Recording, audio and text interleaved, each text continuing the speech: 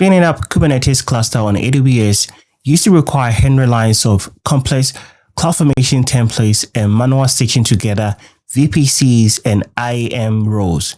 It was painful, but not anymore. Today, I'm showing you the absolute easiest way to deploy Amazon Elastic Kubernetes Service EKS. By the end of this video, you'll have a live EKS cluster running in the cloud, and you will deploy a raw web application accessible from the internet to prove it's working.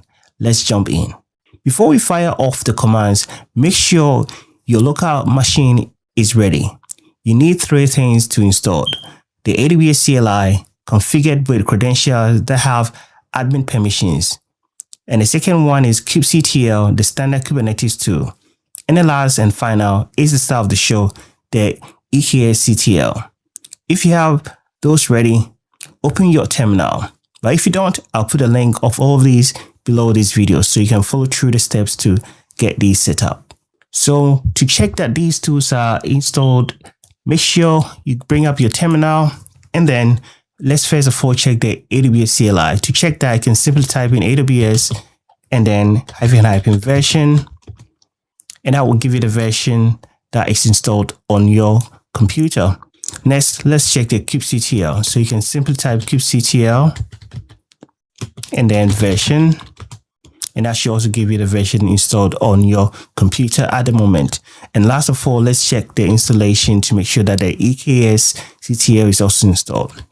So once you deployed, if you then type in eksctl version, and then you should be able to see the current version that is installed on your computer.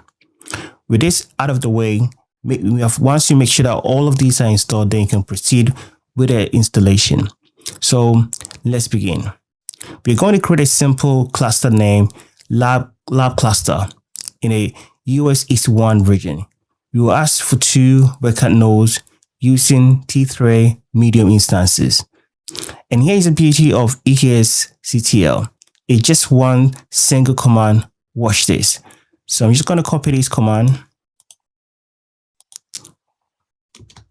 I'm just going to grab the command right here. And there you go. So just a simple command will create our cluster. So as you can see from this command, it will create a cluster named lab cluster. A region will be US East 1, and a version of this Kubernetes will be 1.29. And the node name will be the standard worker node, and the type of node we'll be deploying will be T3 medium, and the number of nodes we'll be deploying will be 2. So once I run this command, this will kick off the installation. So just going to press enter, and voila, as you can see, the installation have started. And what this is going to do is that it's going to really start to create CloudFormation, utilizing CloudFormation to create these cluster. So for us to see that, we can simply move to our AWS console, and if you go into CloudFormation,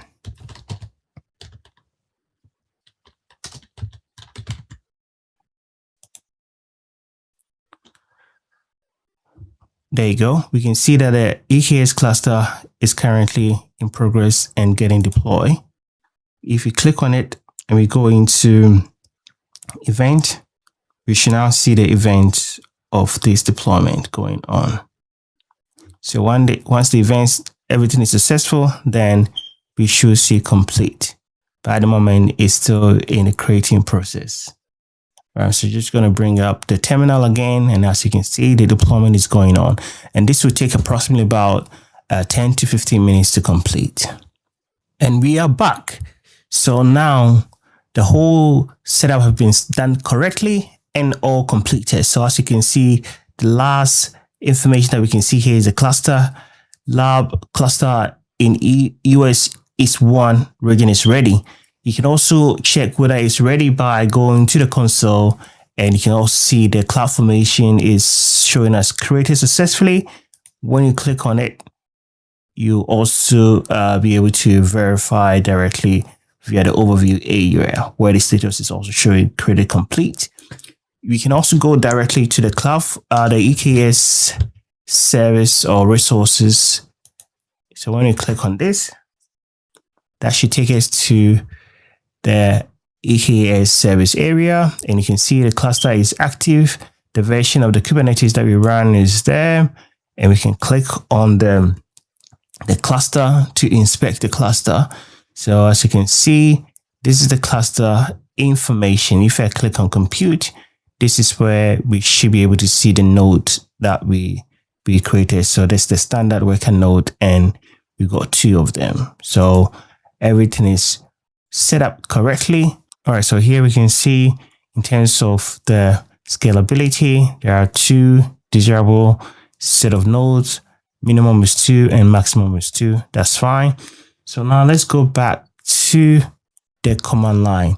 So once we set this up, we want to check to make sure the nodes are running on the command line area as well. So what we can do is we can type in kubectl get node, and it should list out the nodes that we've deployed. So as you can see, 2 of the nodes are showing up here. Now, once you're done with the deployment, we want to also install an application on this. So we want to install a container application. So to do that, we're going to install an Nginx application. So what we're going to do here is I'm just going to type in kubectl create, and then I'll type in deployment, and I'll give it a name, which is be Nginx demo, and the image I'm going to use is Nginx. So this is a web application. So that's about it. So that should start the creation, and the creation of the container has been done successfully. So what we can do is to inspect this. So to inspect these ports, we can just simply type in kubectl get ports, and this should check the default namespace. And as you can see in the default namespace, the port we just created is there, and you can see it's ready and it's running, and this was done in just the last 17 minutes. So perfect. We've managed to deploy an application. So right now the Nginx server is running, but it's actually locked inside the cluster's private network. We can't access it from the web browser yet. To fix that, we need to create a Kubernetes service of type LoadBalancer. This triggers AWS to provision a real elastic load balancer outside the cluster to route traffic in. So we just want to use a simple command to do this. So the command I'm going to use is this here. So I'm just going to grab the command and paste it in here. So this command, as you can see here, will ensure that we create a service type of load balancer, and the service name will be Nginx service, and the target port to be 80, and a port for that will be set on the container will be also port 80. So you simply click on enter to create this. So now this has been created successfully. To look at this to make sure that it's all set up, it's like you can just type in kubectl get service, and then we can type in the service name that we just created, which is Nginx service. And there you go. There you have it. The service up there. So now that we have the external IP address of the service, we can essentially access this service. So to do that, we simply have to grab this external URL. So once I grab it, I can then go into a browser and paste it. It takes a bit of time for this to set up, so it might not work for you the first time, but just give it a minute or two, it should come up. All right, so I simply refresh this a few times, and now you can see welcome to Nginx is showing up on the screen. So this shows that our web app is working correctly, and our container is also working fine. So this is how you can deploy an EKS cluster and then deploy a web application, and that you can have access to it externally. So that's about it. So we have successfully deployed our container and we're running a web app. Right. Now that you've finished with the creation of these containers and also these services, you have to make sure that you clear your your deployment, because this is just a test environment. If you do not clear all these deployment, it's just going to give you more like a surprise AWS bill at the end of the month. So you don't want that. So we need to tear this lab down, and the order matters. If you just delete the cluster now, the AWS load balancer we just created might get left behind, costing you money. So to do this, we first of all have to delete the Kubernetes service first. This ensures the load balancer is cleaned up. So let's do that. So just type in kubectl delete Nginx service.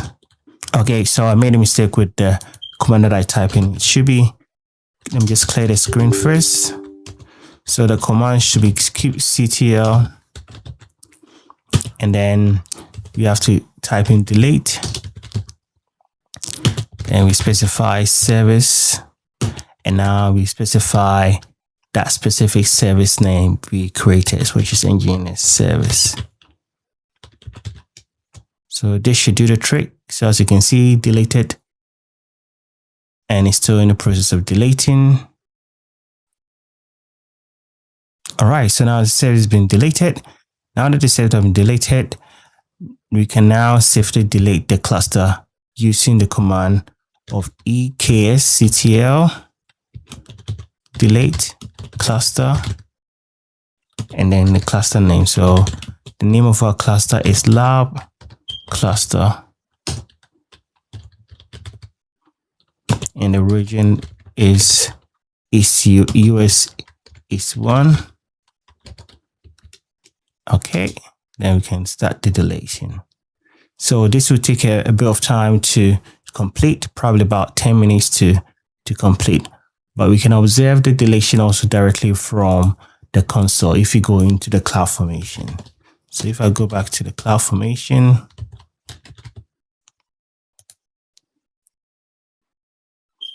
you can see that it's now deleting progress. So we can click on it and then monitor the progress of the deletion as well directly from here.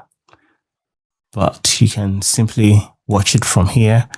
So this will take approximately about 10 minutes to delete. So thank you for taking the time to watch this video. This is the fastest path to working to a working EKS cluster on AWS using eksctl. It's quite incredible and quite powerful to this eksctl, and we are only scratching the surface of what this can actually do. If you found this tutorial helpful for getting started with Kubernetes on AWS, please smash the like button below so YouTube share this video to others. And also you can subscribe for more practical DevOps tutorials. Thank you for watching, and happy developing.